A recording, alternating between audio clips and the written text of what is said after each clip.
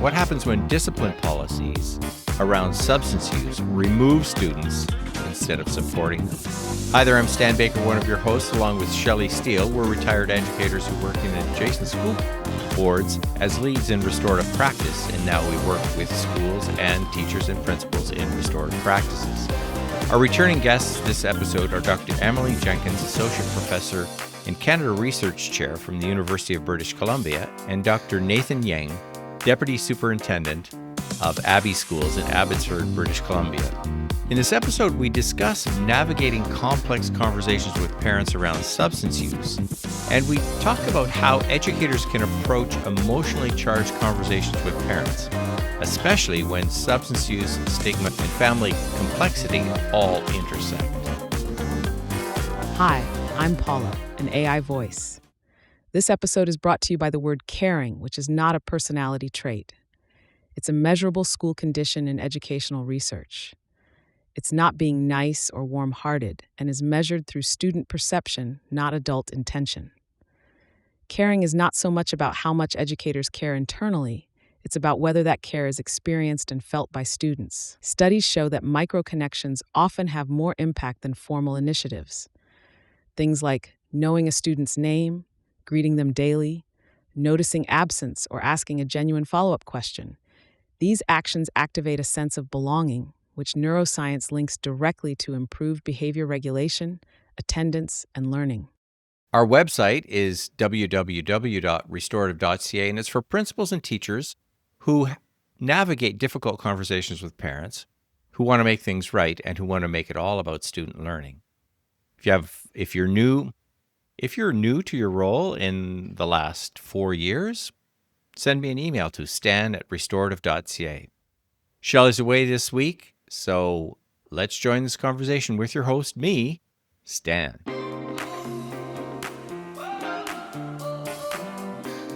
How do we keep that open dialogue with parents? Because there are key partners in educating kids. And so you have a child who's wrestling with substance use in a context that is abusing substance. And you need to talk with the parent in that situation.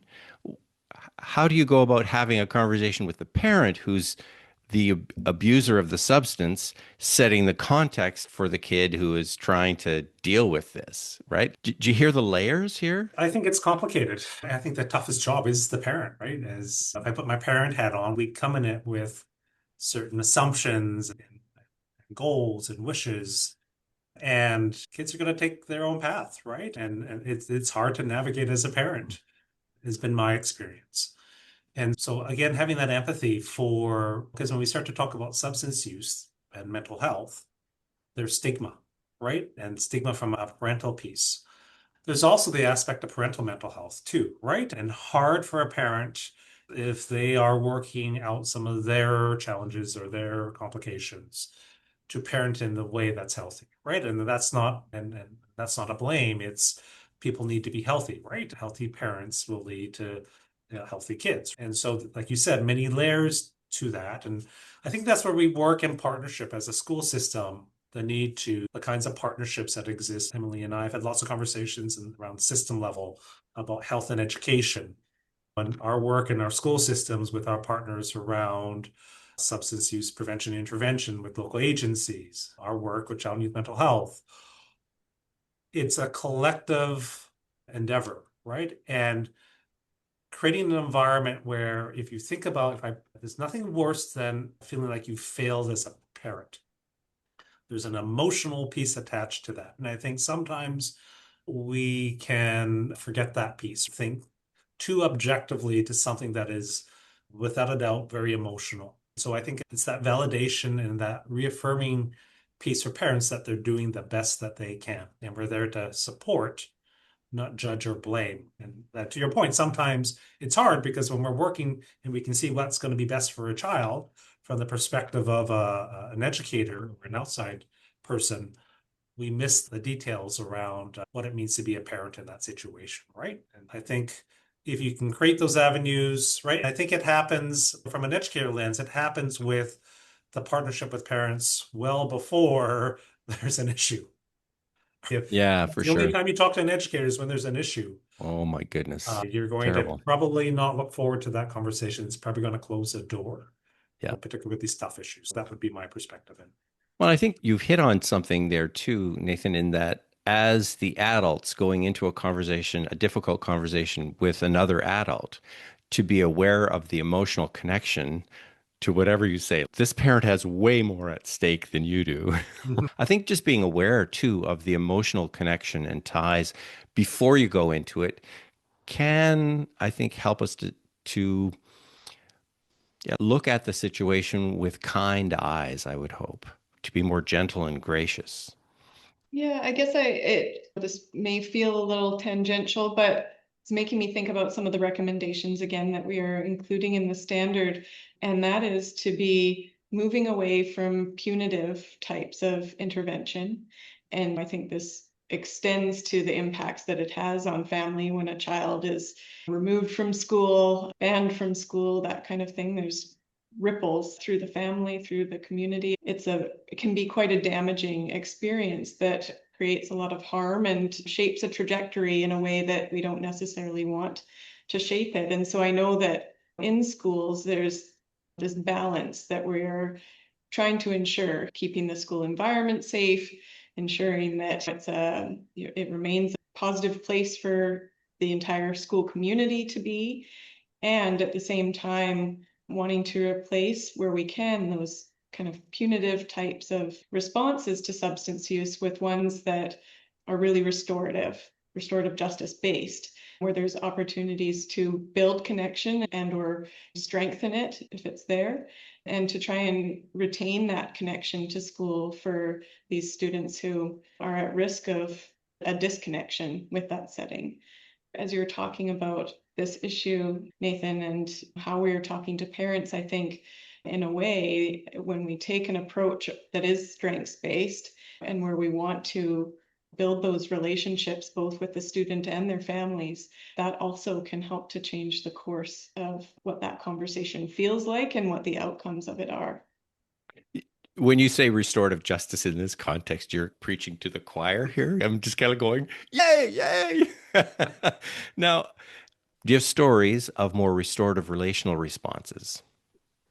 I maybe have two that I say punctuate the point that Emily just made around, and it's part of the research that unfortunately pointed to the leaning on zero tolerance policies in school districts just out of not knowing what to do, and the importance of this ongoing work to support the K-12 system.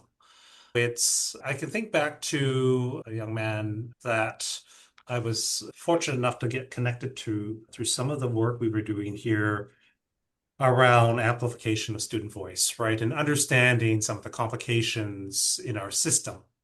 And when we spoke earlier about the gifts that everyone has, his gift was his ability to articulate the struggle, the challenge, and the difficulty of going through the system. So he might have been grade 9 or grade 10 at the time, and in care, right? And really a challenging situation for him. But through this work we were doing as a district, I stayed connected with him up to graduation. And it was interesting. I would connect with him and interview him and seek his input times throughout the year in different structures. And while he would never say at the time that he was using substances, I knew. And if we were a district that followed a zero tolerance policy, he would be out of school, right? Because that's unfortunately some of the practice that historically has happened in school districts to address what I'll call the safety issue of a misconception of the safety issue of drug use. Fast forward, trying to get him to graduation to the point where gave him a computer. And I think the most important part was staying connected, right? The opportunity to hear, and he didn't feel judged, an opportunity for him to share. And then I lost contact with him when he left our system. And I always wondered, like, I knew he was struggling, very gifted in his ability to speak and articulate, but never it was hard to know what happened to him after the fact. I heard from him earlier this year, and he said, "Hey, I wanted to reach out to you to let you know, and want you to get a hold of this teacher for me because that made all the difference in the world." So again, the issue of a caring adult and an openness to reach out. When he had shared stories about he'd been on using drugs later on, sleeping in a porta potty in a school, and then walking into school as if nothing had ever happened, right? Like that's the level of desperation in that. Fast forward, he said, I wanted you to know, and please let this teacher know that they made such a significant impact in my life that I now have a full-time job as an electrician. I have a dog. And I have a 2023 Dodge Ram pickup that I fully paid off. And can you please let that teacher know that they had such a significant impact on my life that contributed to my level of success. And so that as one example of sometimes you don't know in the situation but if this gets back to the policy piece, if we enact punishing policies that will create further limitations for the potential because it misses the fact that every individual has something to contribute, something valuable to contribute, as an example. The other one I would use is an experience I had in an elementary setting. It's the first time I've probably seen a young person, 11, 12 at the time, addicted to crystal meth. And for a number of different reasons, again, lots of pain, lots of trauma. The connection for an adult would come to see me, would walk great distances just to have a conversation with me. And it's this idea of, is there someone that a person feels connected to that they can come have a conversation? And for that young person, I didn't know what the pathway would lead at that age, being law involved. I think I heard 200 police contacts in a month at one point, and being called into a special meeting by the city because of the havoc being caused by the student. Again, a willingness to have an open mind about what that is. So fast forward, I think it was last year, just out doing something, I ran into his mom. And I was like, oh, almost afraid to ask, but how is so-and-so doing? And while still on the path to leading a healthy life, was making significant gains, employed, and operating within a much healthier environment. Again, this idea that what's really important in those moments, right? And so whether it's an elementary age kid or a secondary school aged student, there's some common pieces that I think as educators that are within our scope of understanding, right? Around, again, to what Emily's emphasizing around care and the environment. And from a leadership lens, supporting approaches, and this comes back to the standards, that don't allow for punishing policies to exist that might limit the potential of a student down. Great stories. Loved hearing it.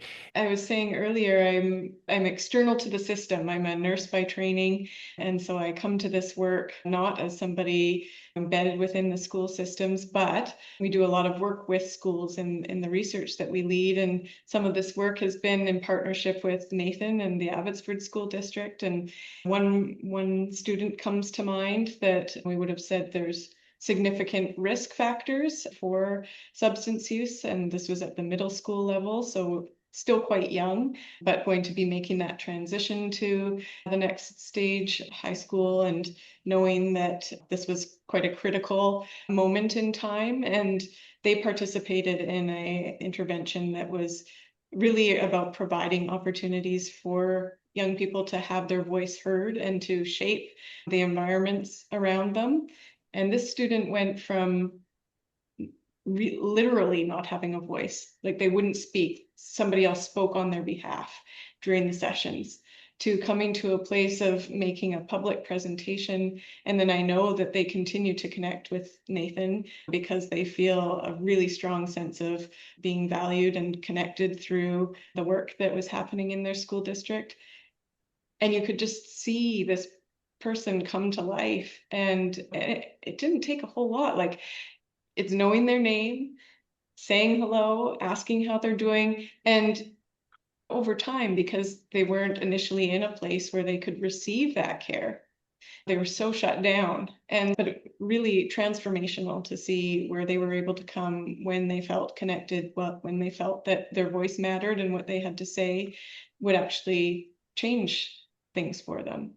What a great story about connection. And keeps coming back to knowing their name and just making connections. I know of a high school in the Toronto area. They basically changed the culture of the high school by, first of all, identifying which adults were connected to which students, and then finding out which ones weren't.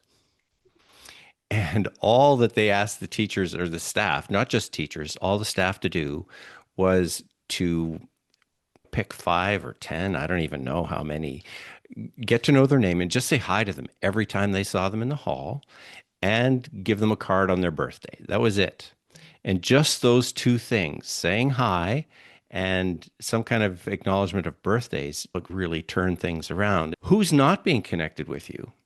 And who do we need to focus on and make it more, if it's as easy as you say, which I believe, Emily, it's about just making the connections.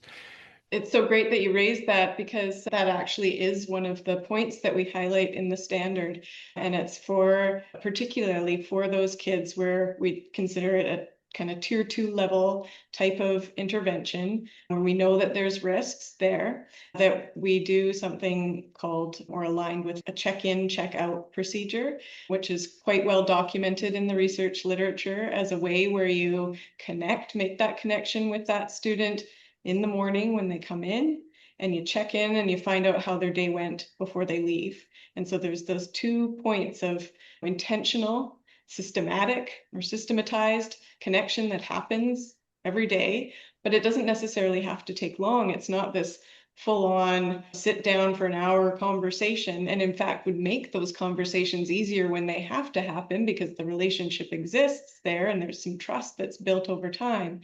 And like that example of the school in Toronto, we want to help schools across the country to be able to see how these seemingly very small types of actions can have transformational types of impacts for the students and for everybody in the school. And I would echo that. It's when we start looking at those tier 1 or tier 2 interventions, while there's always some intrepidation from an educator lens that do I have the knowledge and experience to do that? The answer is yes, because we're talking about caring for kids, what I'll say teachers do naturally, which is connect, right? That's part of your classroom practice. And the other piece to put onto that is just using your knowledge about who may not have those connection points, right? And us being intentional. So whether that's a check-in, check-out process, as an administrator, whether it's I'm doing my classroom visits and I'm just making sure I connect with student X, Y, or Z, but building that into just the culture of a school or of an organization from a system perspective would go a long way to ensuring that some of the kids that aren't feeling connected begin to feel more connected, right? And then that pathway might lead to positioning them to make some healthier choices down the road when life is difficult, right? And we can't prevent that. But what we can do is create better resiliency and connection, which will help guide them perhaps into making some different life choices at some point. It kind of reminds me of something that I talk about often with educators that I work with, and that's a 2 by 10 strategy. It's 2 minutes times 10 days to build a connection with a student, but also with an adult. And it's really just, so how was your weekend? And the more you can build on those kinds of connections, it takes a bit of time. But most of all, and I think that's coming up in what both of you are saying, it takes an intention that yes, we need to teach the academic skills, but part of our job is to intentionally build connections, because it can have the kind of impact that you talked about, Nathan, for somebody's lifetime. We don't hear that very often as teachers. We don't hear those kinds of stories, but what you do in grade 3 can really make a difference for somebody throughout their life. As we tackle some of these tough issues and are in conversation, the importance of cross-sector collaborations, I think is really important, right? Because what is a health issue is an education issue. What is an education issue is a health. It's hard to separate them. And when we talk about the development of young people and the importance of having these conversations, it's the partnership or the collaboration. And I've certainly appreciated, and I've learned a ton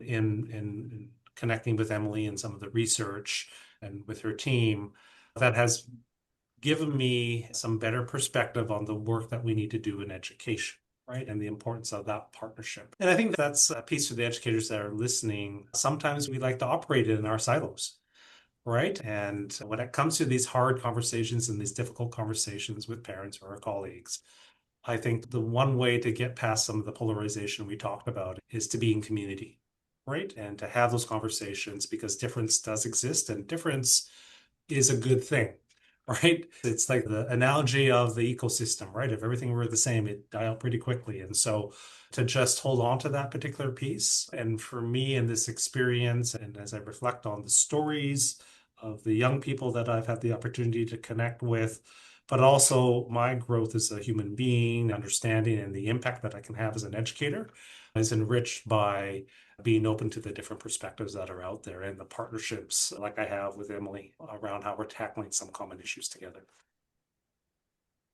I think I could build on what Nathan said, and thank you for that. I think we often hear when we're talking about this particular subject that educators are overwhelmed and that they've got so much on their plate and this is one more thing and it's overwhelming for them to try and imagine how they deal with it. And so this idea of being in community, I think is so important, that when we work across sectors and when we work to expand school to be within a broader kind of community or ecosystem, then we're not alone.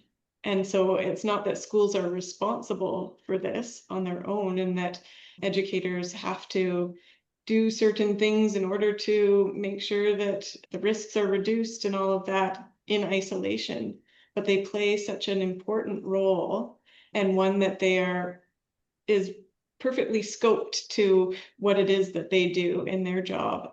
And then when it goes beyond that, what are the connections that we can draw in from community to support the school and educators in doing that work and leading to the best outcomes for the kids in our care? Just that we want to make connections within the school, but beyond the school as well. I think one of the things that we undervalue in education is that we don't get to just talk about this. We get to be in the room, right? We get to be in the room when individuals actually make changes, when individuals get a chance to redo, and when students come back and say, tell that teacher that they made a difference in my life. What more would you want than a job or a profession that allows you to really impact and make a difference in people's lives? That's part of the beauty of what this profession is all about. I could end with one little quick personal story, and that was, I was toying with, do I go there or have I shared this when I was on the podcast before? But I guess I too am an example of having a strong connection that occurred in school and shifted my path in life. And just before the holidays, I got in the mail a card from the basketball coach that I had in grade 8 and 9, who was that person for me. And they'd seen me in a media interview about 5 years ago and gotten in touch.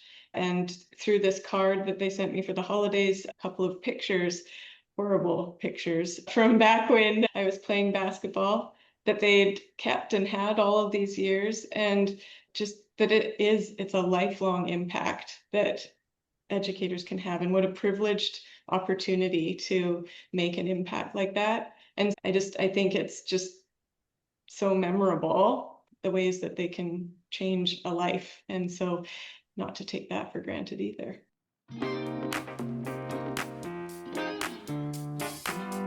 Making a connection with a student or with a parent can start with knowing and using their names. We do this every day in school, and the amazing thing is that those consistent, caring adult connections are powerful protective factors for youth throughout their life.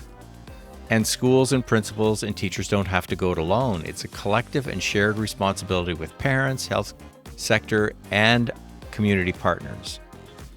What parts of this resonated with you, and what challenges are you facing?